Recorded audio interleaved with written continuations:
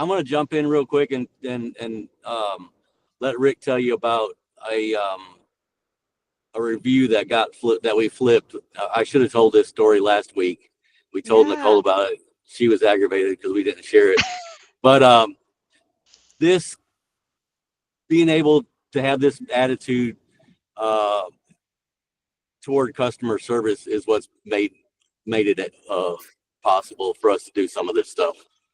You want to talk about that, Rick, or you want? Yeah, I can. So we done a $1 service call on our, I think it was our Facebook, our email, website. And so this guy calls, and man, he is, everybody in the office listened to the recording of the conversation, and it sounded like he was just very rude. The dispatcher would say, "All right, what's your name?" And he said, "I'm Robert. It's always been Robert. It'll always be Robert." And so you could tell from the get-go, she done a phenomenal job at taking the call and not hanging up on him.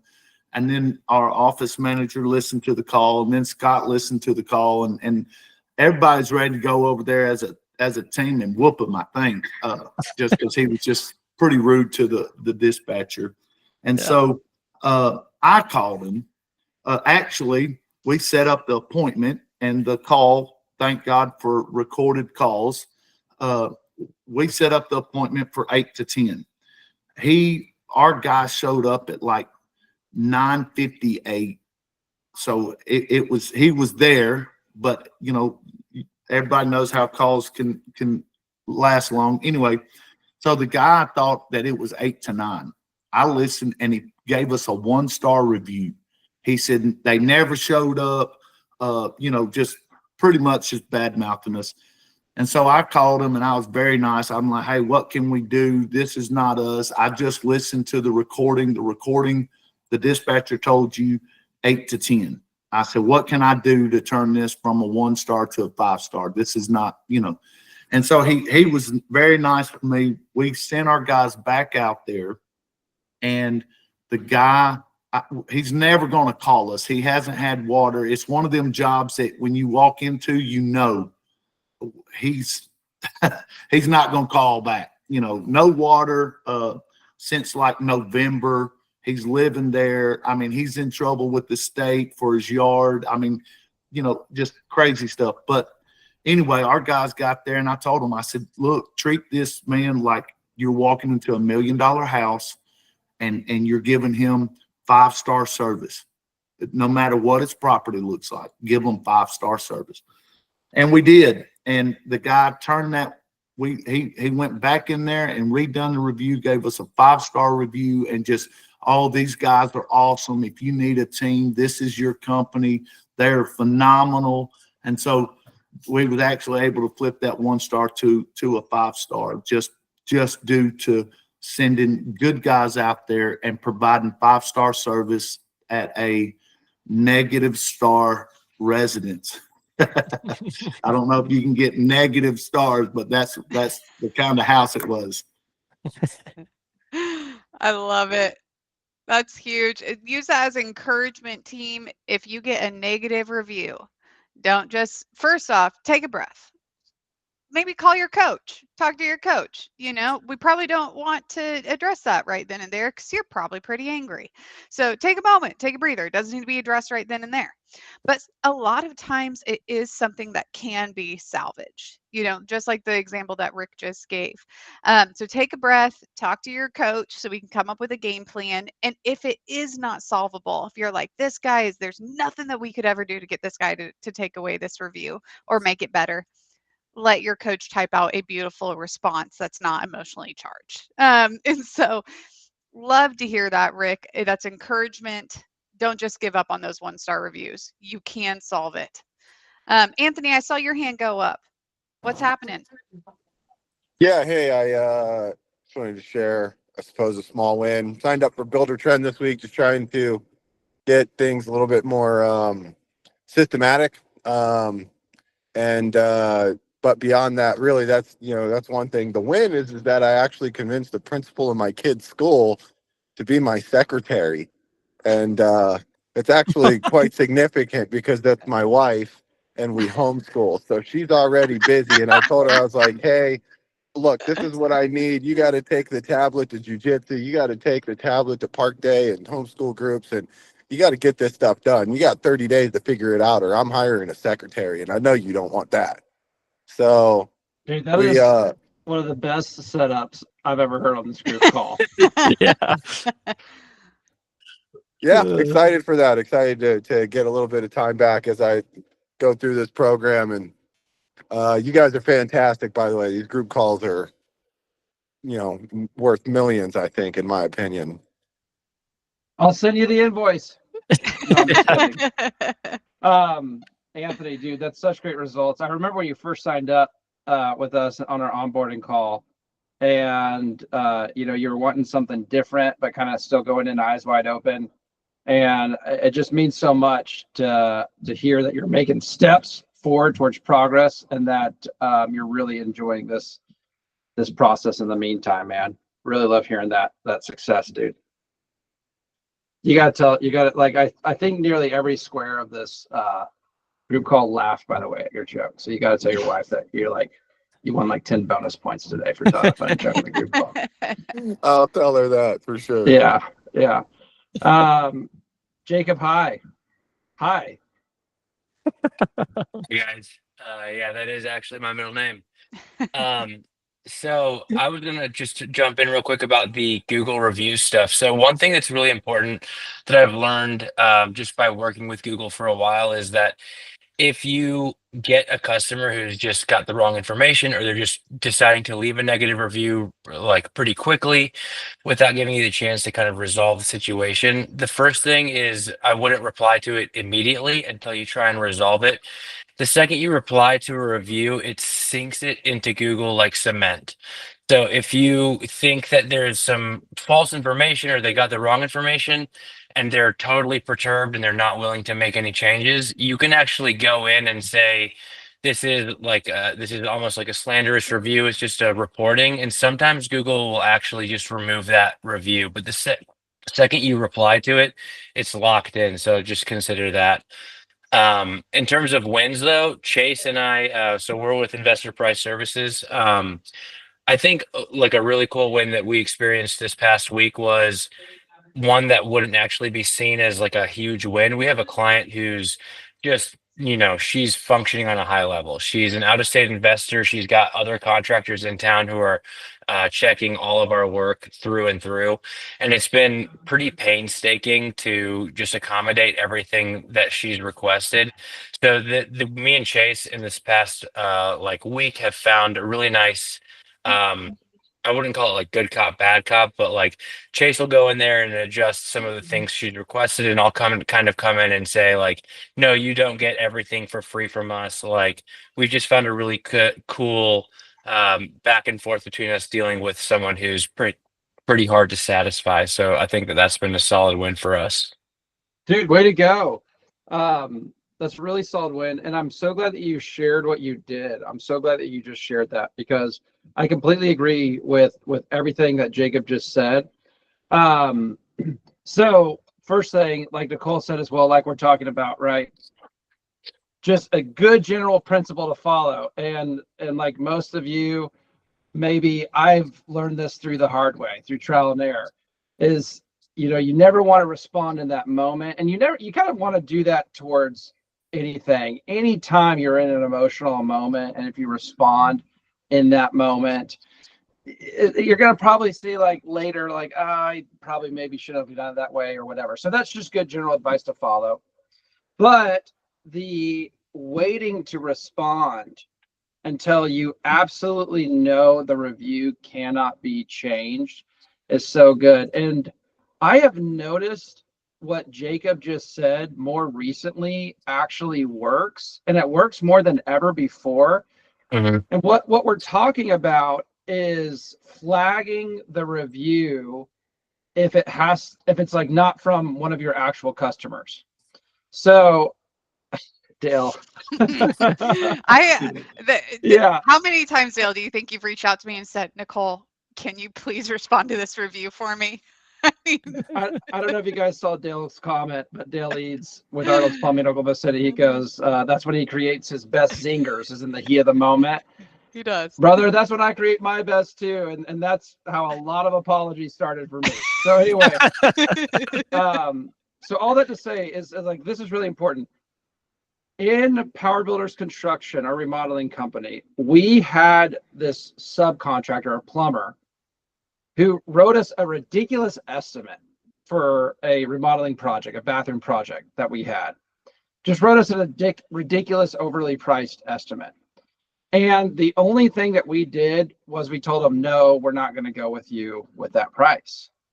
So what this guy did in response is he went to our Google business page and left us a 1-star review, right? So we got a 1-star review from a subcontractor, not a plumber, who we were going to be a customer of, but we didn't go with because we felt like he overly inflated his price, right? Then he kind of does the extortion move. You know, maybe you guys have experienced this before, which is like, hey, I'll remove the review if yada, yada, yada, if you work with me, if you pay me this, whatever.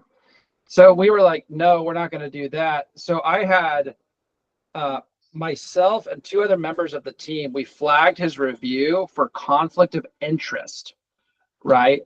Which basically means that it's coming from like someone who is just trying to defame you, who you could be in business with, right? It's not from an actual customer. So we flagged it for conflict of interest. And the next day the review was removed. We also did the same thing at Redmond Grove, right? So we've done this 2 different times for our business where a 1-star was a non-legitimate 1-star review was left.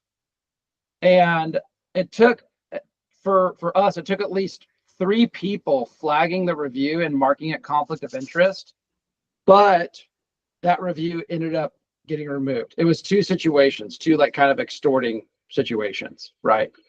And so anyway, I'm really glad, Jacob, that you shared that, because that's something that's real.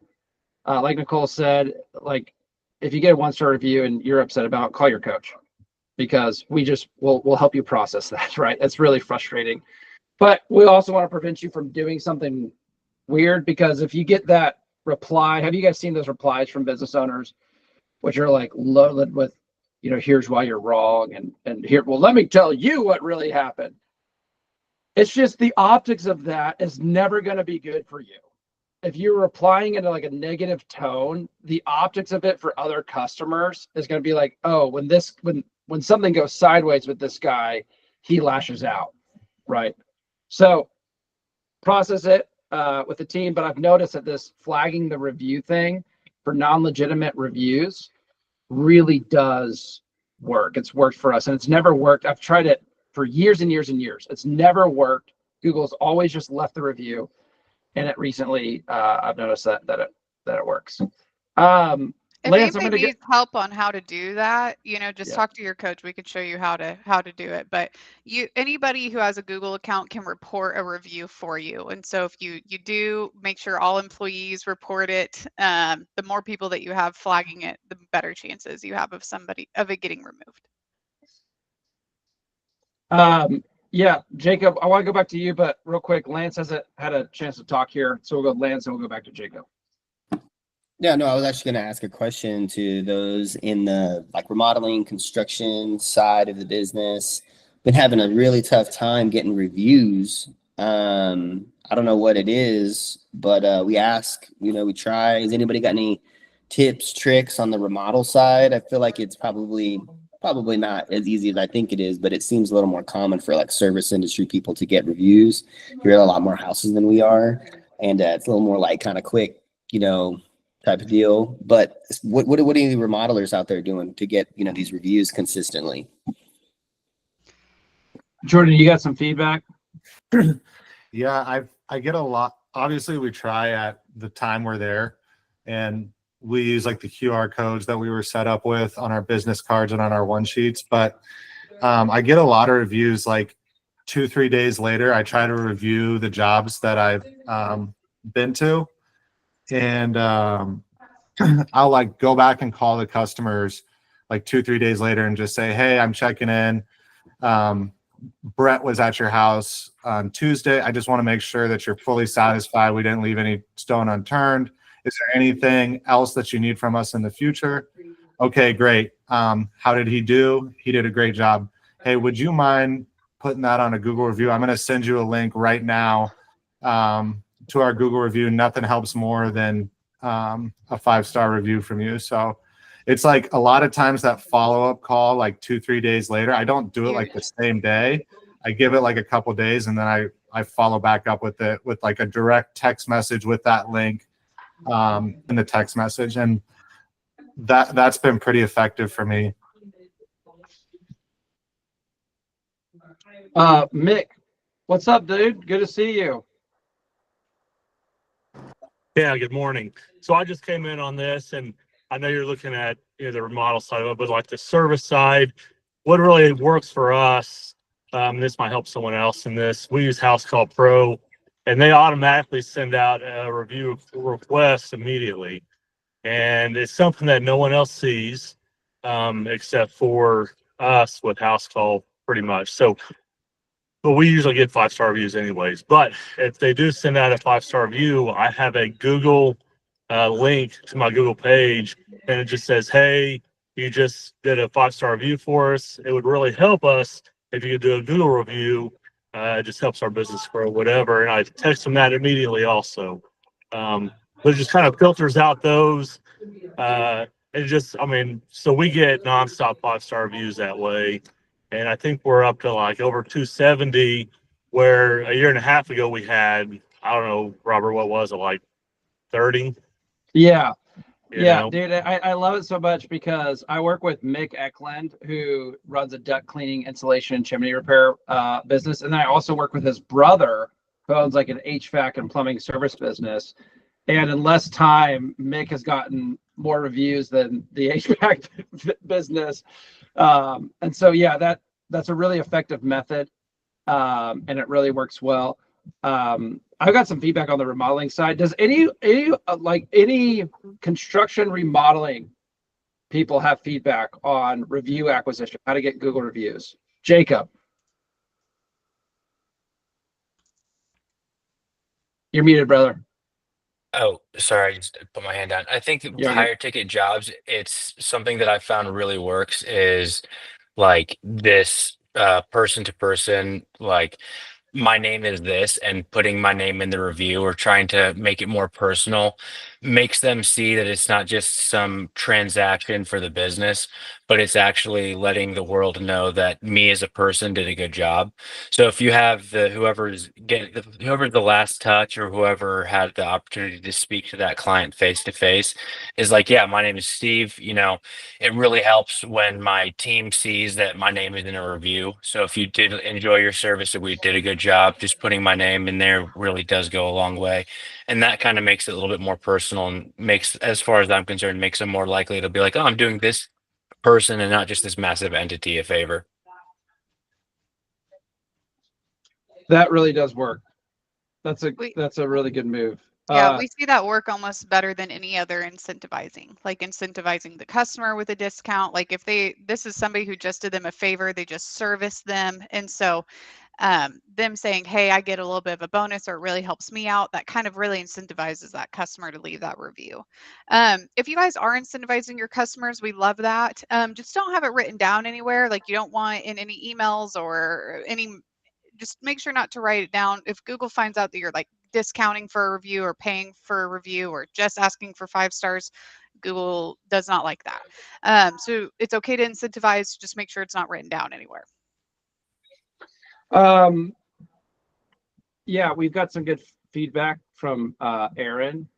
He pays his guys $100 if they get mentioned in a review, and it works great. Lance, I would do something along those lines, kind of combining the ideas, is telling the guys, especially when they're face-to-face. The face-to-face thing is huge. And if they can get the face-to-face and they can get the review before they leave, that's always the best way. And then they can tell the customer. When I moved, the movers did this move with me, and they're not Redmond Growth clients, right? But they did this move. And if they tell the customer, hey, I get, a bonus or whatever, if you mention me in the review, Another real quick thing that works, again, it's up to you if you want to do this, is you could tell the customer, hey, if you leave us a objective 5-star review, then we'll take like $50 or $100 off or whatever you want to do off your final bill, right? So before we send the final bill, we'll take that off. And you can tell them that early, or like a week before you send the final bill, or as you're going through like the final punch list or blue tape or whatever. And then before you send the bill, because they'll probably forget, you can say, hey, before I send this out, were you wanting to get that Google review discount? And that will work extremely effectively, right? Before you send the bill, you're checking back in. Before you check back in, you're setting up that you have this discount. Now, again, it's important so that people don't get sideways on you, that you're not saying, hey, I'll give you a discount if you leave me a 5-star review, right? You guys can do whatever you want, but Google really, really frowns upon that. And customers will kind of think that that's kind of weird. And so just say, hey, for an objective review, for anyone that leaves us any review, we give a discount, even if it's bad, you can say, and that can sometimes win some credibility and trust. But then being able to check back in before you send the final bill works. Mr. Anderson. We actually do a metal card that's actually metal, and all the guys cool. carry Look at that. all the guys carry it in their pocket. And just like you said, it's in person and it has to be face to face. It's right at the end of the job, and it makes them do it right there when you're standing there. Like literally, it's like this goes straight into the link. It gets it. It takes 2 seconds. I mean, they pop it on their phone. Literally, while they're still, hey, I just did it. Cool, awesome, thanks so much. And now it's not, oh, I'll do that when I get home. I'll do that later. I'll remember to click that link because nobody remembers. We used to do it in person, and we get like 1 out of 10 would succeed. But when we did it with this, we get like 9 out of 10 actually get it done. So it helps a lot. And every guy carries one, and it's a metal card, so they don't lose it as often. I think what's tricky about it for remodelers is like, we're at somebody's house for months and you're there 50 times, and then it's like, when do you actually get the review? And then by the time we're done, it's like, you're ready to be done. I'm not making excuses. I'm just saying what, from my perspective. Also, I think people are just lazy. Final walkthrough, Lance. Final walkthrough. Energies are high. They're excited. They are loving it. They are excited. They are just excited for you to be done, if not more, as you are. And so emotions are high. That is the time to ask. You ask right then and there. You have them scan the QR code, or you text them the link, and you ask them, hey, did it take you to the right spot? What does your screen look like? You confirm that it got pulled up on their screen. Awesome. It's either going to ask you to log into your Google account, or it's going to show you the 5 stars. What's it showing for you? 5 stars? Awesome. Okay, so you'll just click whatever stars you want to rate us, write a brief description, and submit. You're good to go. And then do what Jordan does. And if you don't see that review come through, you're going to give them a follow-up call within the next 48 hours. Hey, just check in, making sure that everything's still good. We have a script that goes over this if you want a script for it. And then have Redmond Growth run a Google review campaign for you every couple months, or for a remodeler, it might be twice a year. But if we're hitting it from every angle, we're asking them in person when emotions are high, we're having them scan the QR code, we're confirming that they are where they need to be. Then we're doing a follow-up call. Then we're doing an email. You've done everything you can in your power at that point. Yeah. You've done it all. This is all great, guys. Thank you. Love it. I see, Dale, you put in the chat. I know. So Arnold's Plumbing, when he started with us, they had less than 10 reviews. He's over 800 now. He is a service company, so they're seeing a lot of houses. Typically remodelers don't have to get as many reviews as service companies in order to rank pretty high. But he pays his techs $10 per review. He also keeps track. Each week we're keeping track of how many reviews is each team member getting, and we're going over it with the team, so we're holding them accountable. And that's where I think it's valuable what Aaron said from Albuquerque Construction, that he does $100 per review, right? A service company, that's way too much, right? Those reviews, quantity-wise, are not as valuable. And so $100 for a review is much more reasonable for you to incentivize your team internally for remodeling. I think Chris does $50 for a review as well. So, yeah. Laura, what you got?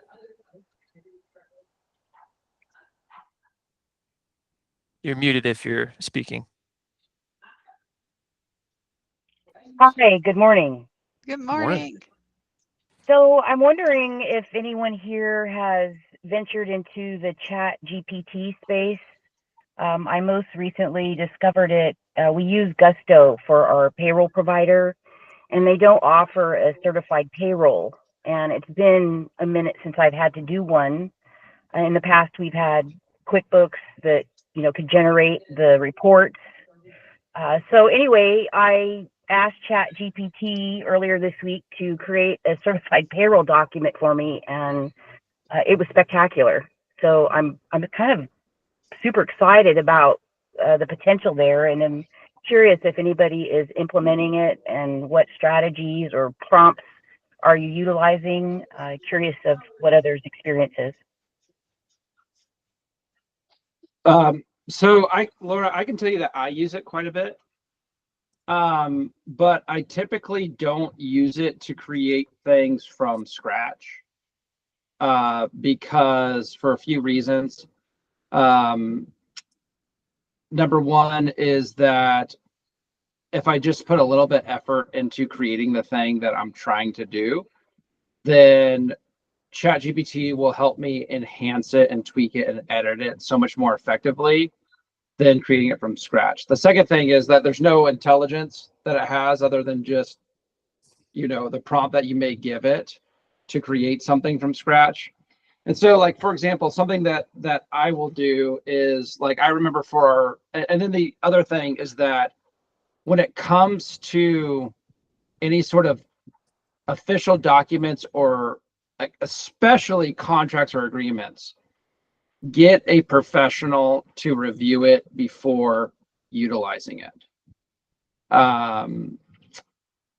For example, with our construction company, I created like a billing agreement, and I just went on a white piece of paper or on a white Google Doc and made like a bullet point list of sections and what I want. Then I sent it to ChatGPT. ChatGPT kind of formatted it in a little bit more contracty way, added some language there that I wasn't considering that was pretty good. But now I'm having our attorney review it, right? But the attorney is able to work so much faster, and I'm saving money on attorney fees because I have a really strong starting point, right, where they're starting. So I use it quite a bit. If you're going to use it for official stuff, I would just have an expert. I would start by creating something, and then I'd have an expert look at it. But it is getting better. I do think it's a useful tool. Yeah, I think what Jacob put in the chat falls in line with what Robert's saying too. Sometimes it'll make numbers up to fill in gaps. It's only as smart as you do, so triple check if you're going to use it for anything. Have it checked multiple times over. That's so true. Me and my partner, we were putting together final numbers for a bathroom remodel that we're wrapping up. This was like last Friday. And so we had like all these amounts, and I threw it in Chat GPT to get a calculation. But then we both manually added it up with a calculator together to make sure it was the right amount, because I have seen it make math errors. So I'd be careful about giving it too much. Like, don't walk away from it as if it's like complete truth, right? There are gaps. Really good feedback. Marie, what you got? Or Maria? Hi, Maria. Yes, you're good.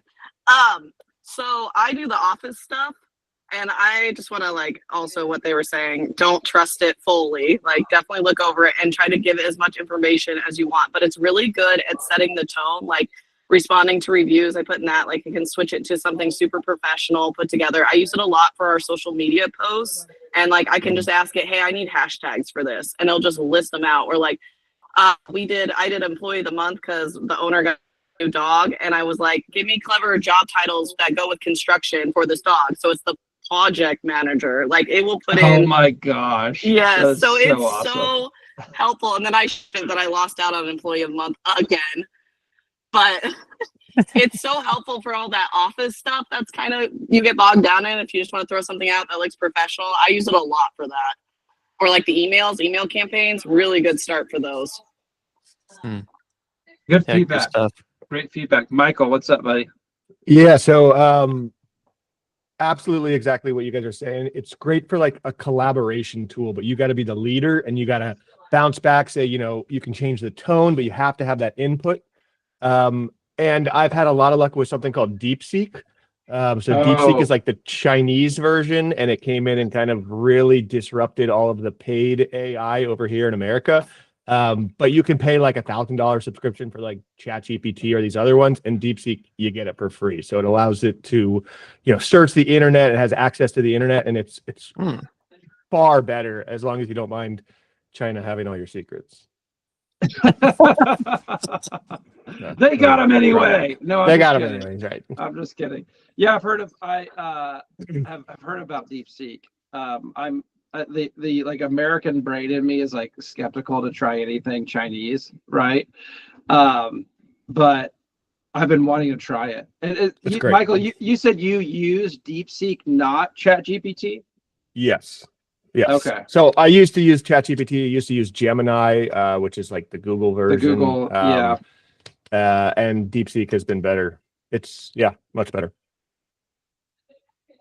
Yeah, I actually it was my business partner in Seattle. He told me that we're doing so we work with a lot of technology guys.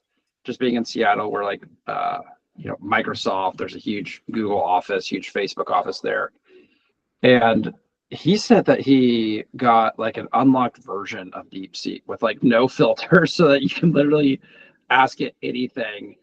And apparently Chat GPT, like I remember I recently told Chat GPT, and something I like about Chat GPT is that you can update its memory based upon your account. So if you tell Chat GPT, like one time I loaded all this information about our business, and I just said, remember this is my business. This is like how we work. And like, this is who we're, our customers and everything. And now when I give it prompts, it customizes those prompts based upon the business information that I gave it. But I remember I also recently had to tell it, do not give me any political bias. And remember that I do not want any political bias in any response from you. And it's amazing the kind of different answers that it started giving me after I requested. So there are kind of like, I don't know what those built-in, if there's biases or filters or whatever are, but those are there. And I think DeepSeek has less of those. Yeah, you made a good point about like if you're using whichever AI you're using, if it can't remember, save those immediate prompts, save the initial prompts that gives all the background story.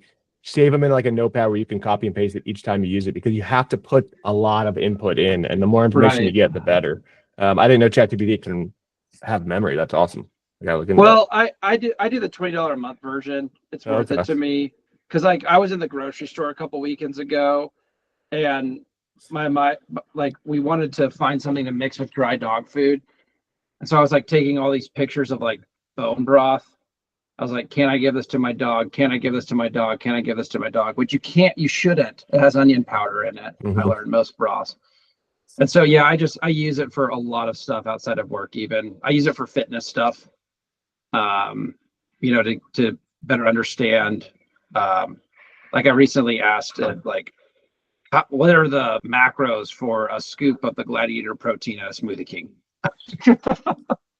I just find it like a helpful, useful tool. So anyway, yeah, Jacob, you got something else? Yeah, a really important note for just ChatGPT is the memory is basically, I'll try and keep it as brief as possible, but the memory is tokenized. So each thread has a memory. So basically each chat inside of ChatGPT has a working memory. The longer that chat goes, the more that memory deteriorates. So if you're in a chat and you're using it for 6 months, eventually you're going to start to see that it's breaking down and it's not remembering things the same way. So I say a good, really basic practice for ChatGPT is like, let's say you're in, 3 or 4 weeks into a really important thread, one where you're talking about, numbers or this, that, and the other, something specific that you've worked really hard on. It's a good prompt to say, hi, I'm moving this thread to a new thread, so I have more tokens. Can you please summarize this entire chat with the most important details? And you can copy that paragraph that it outputs and put it into a new chat. Really good So the suggestion. working memory becomes a lot cleaner. But yeah, for ChatGPT and any AI in general, I'd say really important to just take like a 30-minute YouTube video, because that's just going to teach you the nuance of how to use that program at the highest efficiency. And you'll notice that a lot of it is really, really simple and straightforward. But if you're not doing it, your experience is going to be a lot less than if you just learned basic prompting and how the working memory of that works. Because like you said, Robert, the core memory, if you just say add this to my core memory, it'll remember that. But also sometimes it just adds things willy-nilly to your core memory. So Interesting. it's important to just check on that stuff, but also just like a really basic 30-minute video goes a long way. That's great. Great feedback. Rick, what's up, buddy? Oh, you're on mute there. Sorry, thought I hit it. So I love Chat GPT. I use it to take all my uneducated words and help me out on all my bids, and my bids look very, very good. But I did have another question. If everybody's fine with moving on. Yeah. Oh, yeah. So, we started our company with the electrical first, and then we added the plumbing, and now we have added the HVAC. And HVAC is 100%, you have to charge sales tax. So when you call a CPA, everybody is up in the air on when and how and where do you charge sales tax. Is anybody using a program or a company to help with their sales tax? With sales tax here, every city, every county, and then the state, you have to, spread all that stuff out. Every county's got a different tax. We was just curious, is anybody using anything, a company to do their sales tax?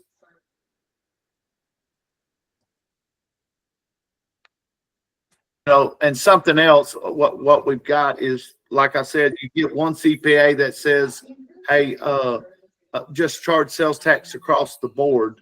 And then you get another agency that says, no, you don't have to do that. And the sales tax is absolutely where you can get,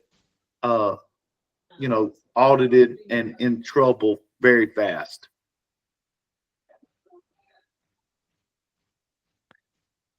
Yeah, looks like Aaron and Russell, you guys have some feedback here. Aaron, you want to go ahead and go first? Sure. So I don't know if you guys use QuickBooks, but that automatically calculates the sales tax. You can charge it on your invoices per county. And when we also send manual invoices and we collect checks from clients, if we don't send out a link or we just collect a cash payment or a check payment, we use the New Mexico. It's in our state in New Mexico, it's NMGRT tax map. So whatever your region is, you can look up, the GRT tax map and then click on the different counties or plug in the address, and it'll tell you what the sales tax is for that specific county. Because we have something similar here. There's I think 5 or 6 counties surrounding the main city that we live in, and they all have different sales tax. And even some regions within the city are a bit different. I've seen the nicer neighborhoods have a lower sales tax, but that's what we do. And then we just collect it and of course pay quarterly, monthly now. Cool. Russell, what you got? Yeah, so depending on what state you're on, I think there are different requirements. I'm in Connecticut, so we do a lot of new builds. So only the equipment that you're buying, you're getting taxed up front on that sales tax. So you don't have to transfer that over to the customer unless you get a setup with that vendor to have them not tax the goods and you want to tax it on the end to the customer, right? But with new builds in Connecticut anyway, the labor is not taxable. So it's just the equipment. So if you're paying that tax up front to the supplier, then you don't need to transfer that to the customer. So I think it's state by state. So you need to look at that. But if we're doing any replacement work, everything is taxable there. So there are different circumstances in how it's treated depending on the state, as far as I know. So you might want to look into that.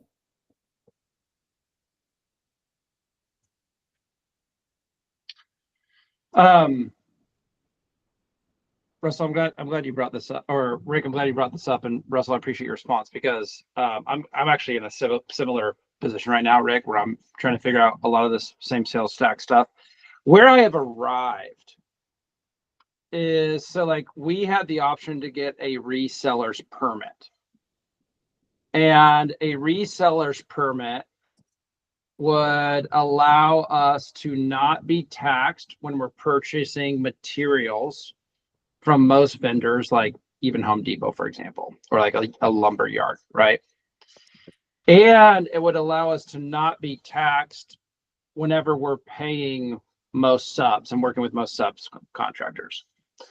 However, it requires us to pay the state department of, I think in Washington, it's either just the Department of Revenue, I think, or Labor and Industries. But basically, we'd have to pay the state sales tax every month. Because we're a cost plus contractor, and I learned that we do not need that, we decided to not get a reseller's permit and just anytime we're taxed, pass that on to the customer, because it avoided the entire process of us needing to manage this. That was the only reason why I did it, was because it prevented us from having to, fill out any forms, register anything with the state, report back to the state every month. It just was unnecessary. I still don't really understand why any cost plus contractor would want the reseller's permit, right? I don't know enough about this to know why someone would want it. In my head, I don't know why you would use it. It just, if you can pass tax right on. And so to answer your specific question, I don't really know a good sales tax guy. I've asked my CPA about this. I've asked other CPAs about it. And it seems like most CPAs intentionally want to avoid like the sales tax thing, or they just don't know enough about state sales tax. I mean, it's not really their domain of expertise, right? For the most part.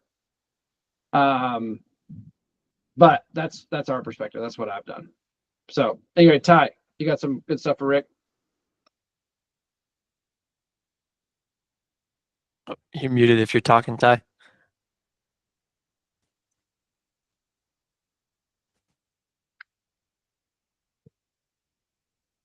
Ty Miller, you with us? You got something? Maybe it was an accident. Okay, real quick, before we head out today, I sent you all an email and about a event that we're doing next week. It's April 21st, Tuesday, and April 23rd, Thursday, from 3 to 5 o'clock. Be the Monday and Tuesday if it's the 21st and 22nd. Sorry, April 22nd and 24th. Sorry, April 22nd and 24th. Yeah, it's Tuesday, Thursday next week from 3 p.m. to 5 p.m. What it is we're calling it a 2-day intensive, and we're calling it an intensive because we're going to give a lot of knowledge over the course of 2 days. It's 2 hours each day, total of 4 hours. And it's all about how to sell your construction business, right? It's really for people who are not maybe wanting to sell their business right now or this year or tomorrow, but would like to learn how to structure their business to a place where they could sell it and get the most value out of it. I made a video that I included in the email that I sent yesterday. And in that video, I start by saying most contractors don't know that they've been investing hugely into their retirement. And I'm not talking about 401ks or IRAs or anything like that. I'm talking about your business. You're sitting on a gold mine that will produce, that's just has tremendous wealth in it.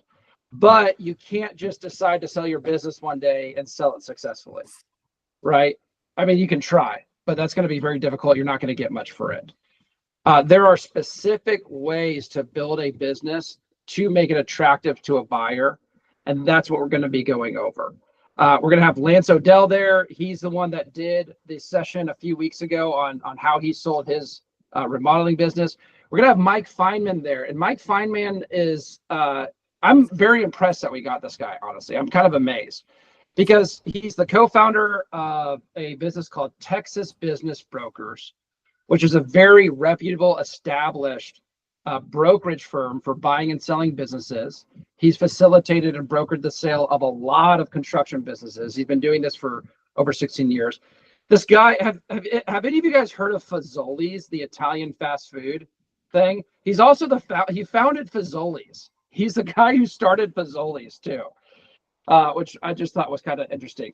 He's going to be there in our last session on Thursday. And so we're starting to get people signing up. I'm only making this available for Redmond Growth clients. And it's $750, right? But if you go to the registration page, we do have like payment plans available. We're not going to, if you want to register for the event, we're not going to charge you to register, right? Like if you want to go, but want to figure out the money thing or want to do payments, that's okay too. You can register for the event now. That secures your spot in the event. And then we can like do a payment plan. I have a few different payment plan options there. You don't have to type in a credit card or anything like that. So anyway, all that to say is before we go today, would really love to have you guys there. It's going to be very well worth it. And something else I threw in there is if anyone's worried about the payment or they're worried about the value of the event, I'm offering, like, if you're not happy with it and you get to the end of it, then I'll give you a refund that you think is fair. Like I'll make sure that you don't waste or spend too much money, right? And so anyway, Corey, I know you guys want to go. I got your email. I'm going to reply to that later today. But all that to say is we have a few spots left. Would love to have you guys there. It's going to be well worth your time. It's all for people who want to sell a business one day, want to know how to sell their business one day, want to know what their business is worth now, right? We're going to be going over some formulas. We have an assessment that we're going to take everyone through. And then knowing how to make their business more attractive and how to get the best value for it for the day that they want to sell. That's what this event is going to be all about. So yeah, let me put that link actually in the chat here to our registration page. You guys can watch the video I put on there. But any questions about that?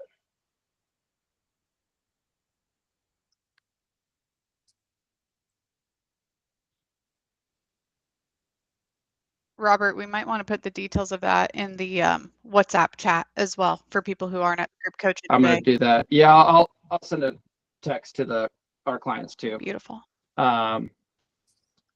Okay.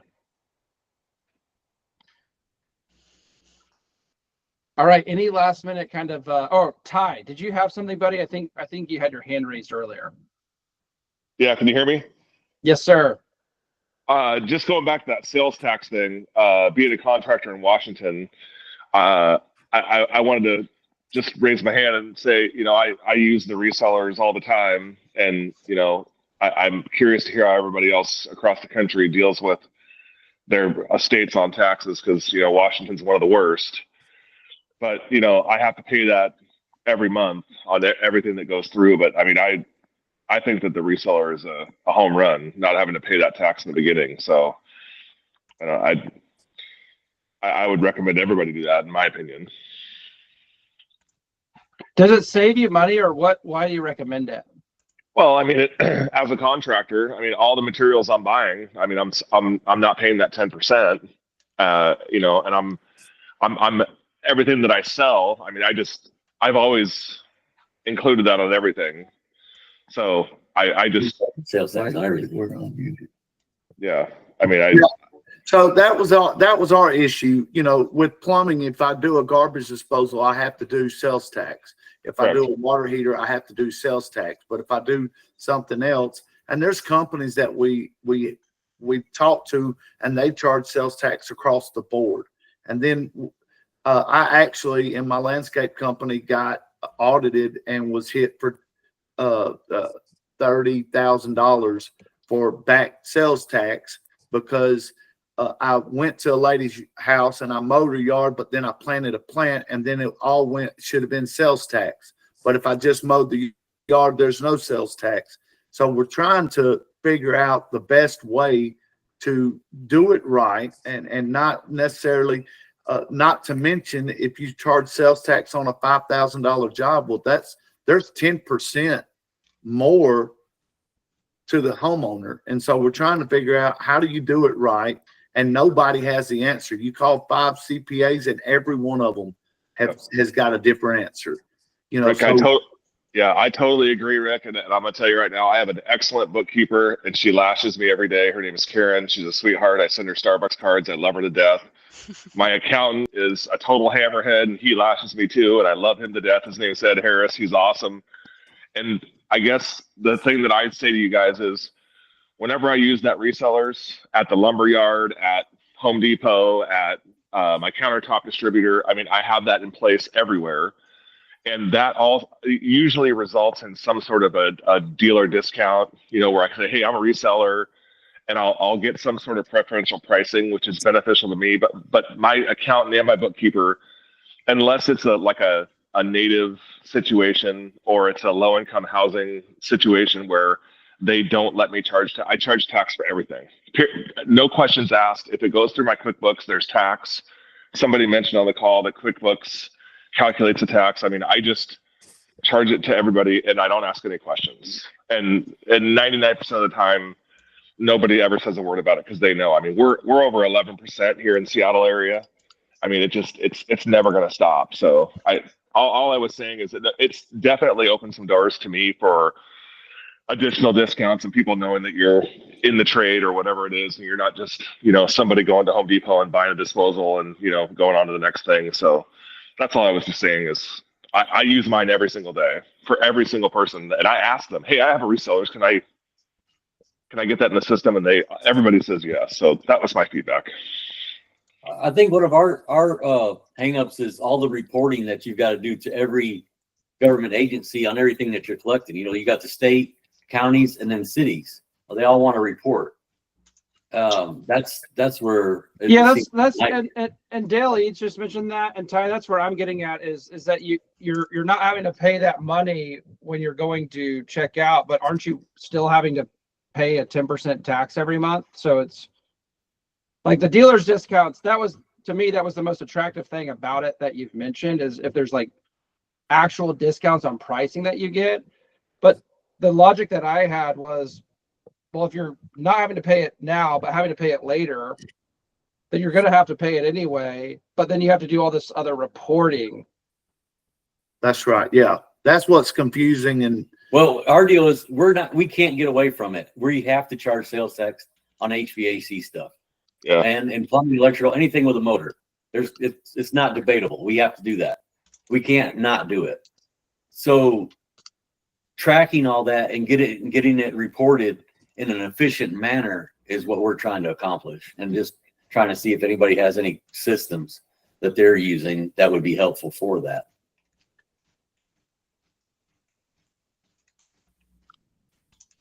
So here's what I did, Rick. I didn't talk to a CPA. I talked to an attorney, like someone who really knows construction law. Well, that's what would be my next recommendation, is talk to an attorney or who knows construction. I don't know if you guys have an attorney for your business. And if they don't know if they don't know the exact answer to the question, they will be able to refer you to someone who does, compared to like just searching on the internet, right, and just calling random CPAs. Right. Because I do think it varies differently by state, and obviously varies differently by industry, right, by subcategory that you guys are in. And so that would be my recommendation. And ultimately on the reseller's permit thing, like my feedback is do what works for your business. You know, so obviously Ty has found a way to really make this work for his business, right? That's great. Make it work for your business, right? You just want to be sure that you do it right, because you don't want to be hit with the 30,000 that Rick mentioned. So guys, we're out of time today. Really appreciate all the feedback. Really appreciate you guys being here. I told my team this week, hey, I think I don't want to like end with making everyone say growth anymore. Would you guys be bothered if we stopped doing that, or are you guys really wanting to end with growth? Yeah, that's what I thought. I'm not bothered at all. I prefer that like we had been doing that and we from an old kind of era of our business. And then I kind of realized, I was like, why the heck are we doing this anymore? Like we're not on like a football team here, you know? I mean, I'd love, if anyone wants to join one, right? I'm down for some flag football. But anyway. All right, guys. So we'll go ahead and wrap up for today. Thank you so much for being here. Hope everyone has a great week. Be sure to use our group chat. There are people who are getting feedback from it. There's people who's giving feedback, which is awesome. But that WhatsApp group chat, be sure to tune in. If you guys have any questions for the group outside of this weekly call, that's where you'd go. So appreciate you guys. Have a great week, everybody. Growth! There we go. I knew Rick was going to say it.